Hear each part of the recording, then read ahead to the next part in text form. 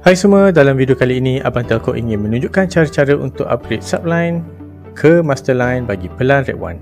Okey, sebelum itu jangan lupa untuk like, share dan subscribe untuk menyokong channel Abang Telco.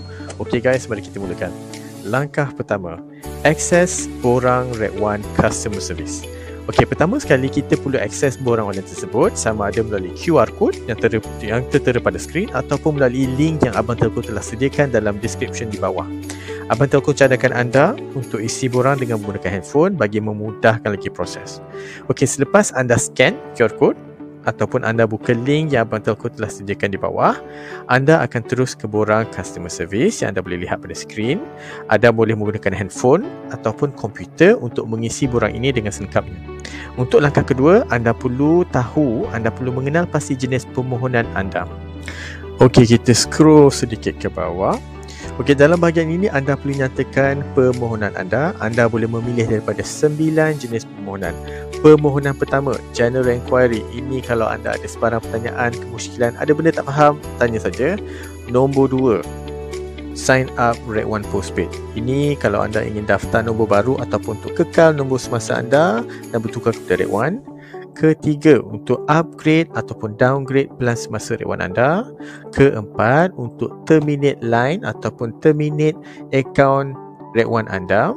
Kelima, untuk membuat pembayaran bil ataupun untuk unbar line yang telah disuspend oleh Red One. Keenam, untuk buat semakan bil semasa. Ketujuh, untuk buat penukaran nama tuan punya akaun Red One ataupun change account ownership. Kelapan, untuk upgrade subline ke master line. Dan kesembilan, terakhir sekali, untuk mendaftarkan diri anda sebagai ejen jualan Red One. Oh ya, okey, selepas kita dah go through 9 jenis permohonan tadi, jangan lupa untuk isi nama penuh, full name, nama penuh seperti di dalam MyCard, IC, nombor MyCard anda juga untuk rujukan kami, dan jangan lupa untuk tekan save form link for future usage. Okey, ini penting supaya anda dapat rujuk semula borang ini di masa depan. Okey, untuk sesi kali ini kita akan belajar cara untuk upgrade subline ke masterline bagi pelan Red One. Jadi kita klik butang nombor 8, upgrade subline to masterline, dan kita scroll ke bahagian 8. Okey, di bahagian 8, peringatan anda perlu hantar gambar IC depan belakang anda dan membuat bayaran iuran proses seperti yang tertera dalam borang.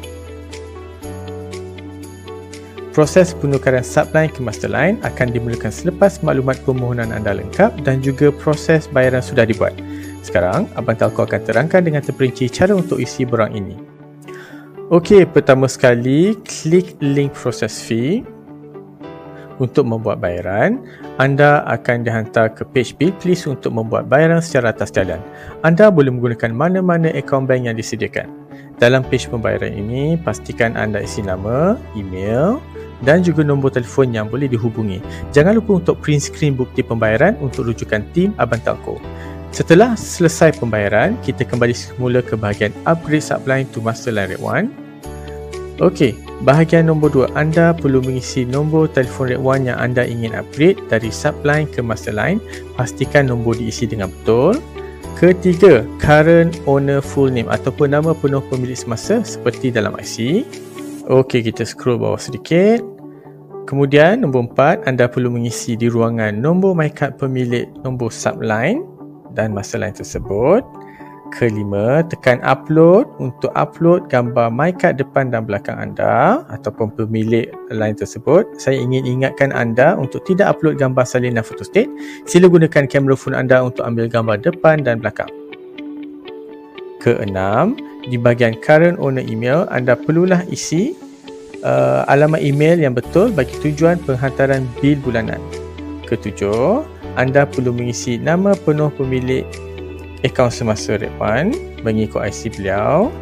Dan akhir sekali, kita scroll ke bahagian paling bawah dan kita tekan butang submit on WhatsApp. Okey, langkah terakhir sekali, hantar borang dan tunggu pengesahan. Okey, selepas anda menghantar borang melalui WhatsApp, borang anda akan diterima oleh tim Abang Telco. Tim Abang Telco akan buat proses permohonan anda secepat mungkin. Anda juga akan dimaklumkan melalui WhatsApp apabila permohonan anda telah diluluskan. Okey, setakat itu sahaja daripada Abang Telco untuk kali ini. Jika ada sebarang pertanyaan, sila tinggalkan komen di bawah. Jangan lupa untuk like, share dan subscribe channel Abang Telco untuk lebih banyak tips yang berguna di masa depan. Semoga bertemu dengan anda lagi di video-video yang akan datang. Okey, terima kasih guys.